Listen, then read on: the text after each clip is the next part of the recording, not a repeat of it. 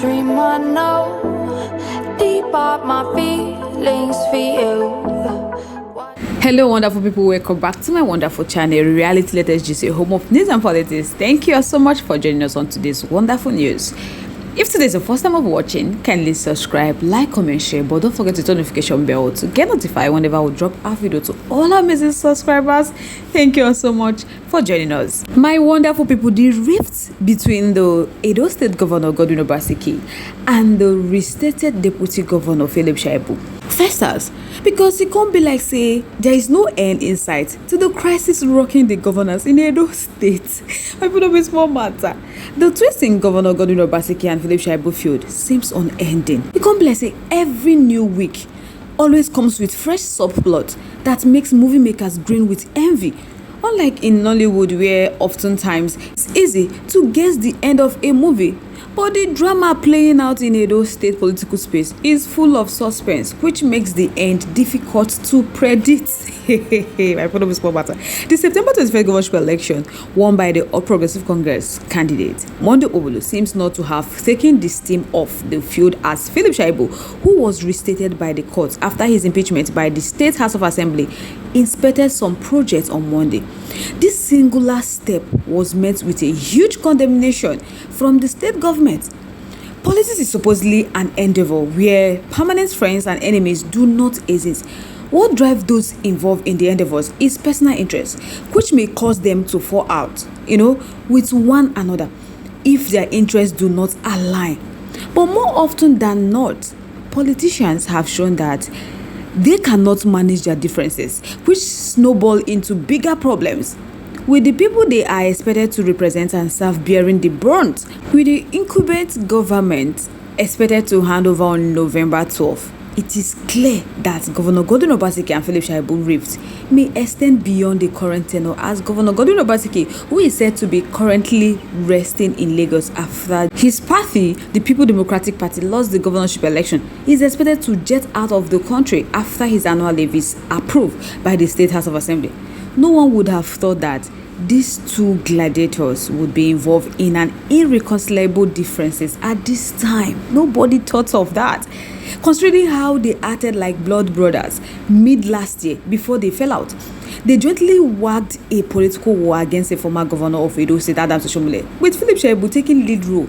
They accused Adams Oshomole of playing Godfather, which Adams Oshomole vowed to erase from the political space in the state while he was governor. Trouble started when Philip Shaibu was accused of abandoning the swearing-in of commissioner last year in Benin to attend the inauguration of the National Assembly, where he met and fraternized with Adams Oshomole, who was not on good terms with Governor Godwin Obaseki and Philip Shaibu at that time. Philip Shaibu also incurred the wrath of his boss when he made public his intention to succeed the governor. At a meeting, the Governor Godwin Obaseki was said to have told his close allies of his desire to take the governorship seat to Edo Central, which favors the former chairman of Sterling Bank, Asui Hodalo, who also enjoyed the backing of the governor. Fearing a backlash at the rift deepened, Philip Shaibu approached Federal High Court in Abuja to stop the possible impeachment moves against him. In the suit mark FHC/ABG/CS/1027/2023, the Inspector General of Police, the State Security Service, the Governor of Edo State, the Speaker of Edo House of Assembly, and the Chief Judge of Edo State are the first, second, third, fourth, and the fifth defendants, respectively. Philip Shaibu sought an interlocutory injunction restraining the third, fourth, and fifth defendants and respondents, or their agents, from commencing an impeachment process against him. He also prayed the court to restrain the governor of the state or another person acting on his order from harassing and preventing him from effectively discharging his duties as the deputy governor. The governor, however, denied knowledge of plan to impeach his deputy, while he accused Philip Shaibu of planning to defect to the All Progressive Congress. He also said that he was sure that his deputy, Philip Shaibu, was desperate to become governor instead of allowing the government to finish strong and deliver on their promised dividend of democracy. Governor Godwin Obaseki said he has no plan to impeach Philip Shaibu, that Philip Shaibu's move to seek a court order to stop his purported impeachment is preemptive ahead of his defection to the All Progressive Congress. The deputy governor has been actively engaging with senior actors both at the national and the state level of the APC, negotiating his ways into the party, and he is on the verge of finalizing move to defect to the APC. Obaseki said that Philip Shaibu has never had the courtesy to discuss his ambition with him, that the last time they spoke of his successor after the House of Assembly election, that he did say that they should be patient and that their task is to try and finish well and conclude all the project they started. Obaseki seems to have responded to his deputy insubordination by bringing revenue collection under direct supervision of the governor's office, which will include that of the local government, formerly under the deputy governor's office, while the Ministry of Sports is under the deputy governor's office. The rift between the two came to a head in September 2023 as the deputy governor's office was relocated to a building outside the government house. With the relocation of his office, he was no longer part of the executive meeting and he was schemed out of the discussion making in the state. A retreat was held in Lagos for top government functionaries without the deputy governor. On August 22nd, 2023, one of the governor's security aides prevented Philip Shaibu from meeting Obaseki at the interdenominational Thanksgiving church service to mark Edo 32 anniversary at the government house.